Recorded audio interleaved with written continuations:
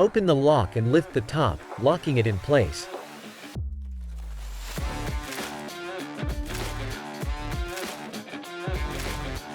Grab the box from the inside to get the needed tools. Begin by loosening the bolts on both sides. Set the router to level 6 and remember to switch it on. Now, let's install the first router.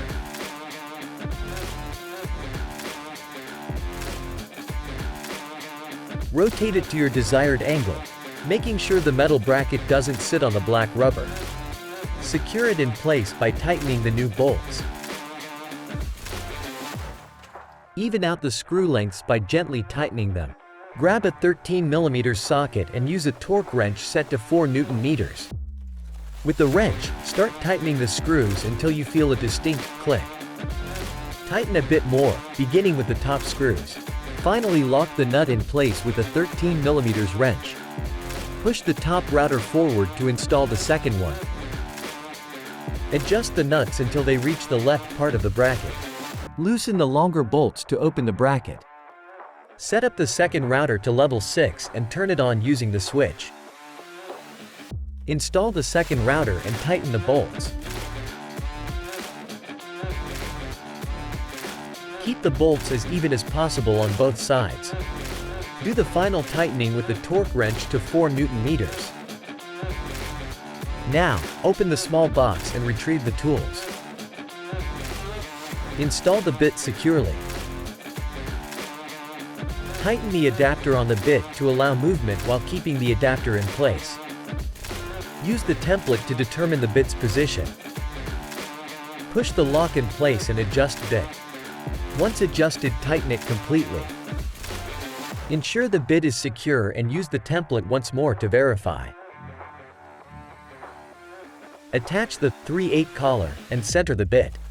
Use a 16mm wrench to hold the spindle in place, then the 24mm to tighten the collet.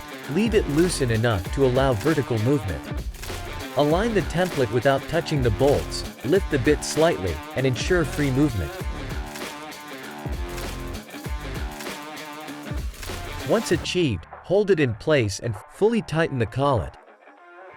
Verify with the template. Once the machine is plugged in, turn it on, and then, turn on the feeder switch to ensure it's working. Check if the routers are moving to their starting position. Ensure the machine is turned off, then plug in the routers. Connect the air supply. To test it, align a panel and set it to any specific measurements. Turn the machine back on and set the feeder's switch to the wood's hardness. Make a pocket hole. Make adjustments if necessary to make holes further away.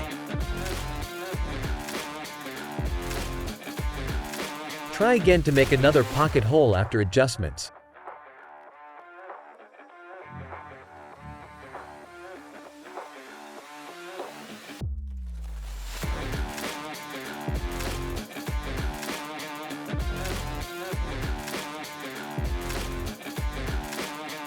Now, let's address some additional adjustments. To check the laser guide, ensure the machine is off, so you can unplug the routers.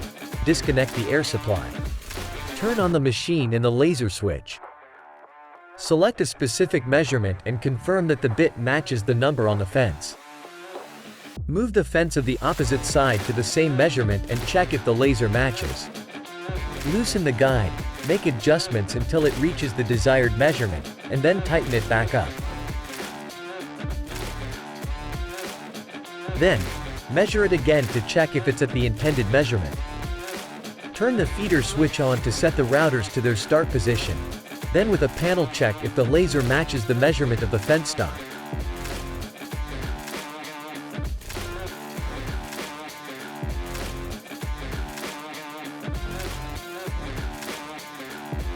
If you want to change the height of the routers, start by loosening the front bolts.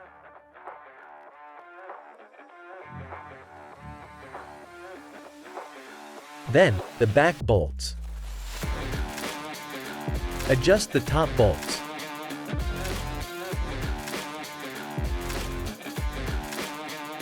Each time, check your measurements with the caliper and make necessary adjustments. Lastly, tighten the bolts back up.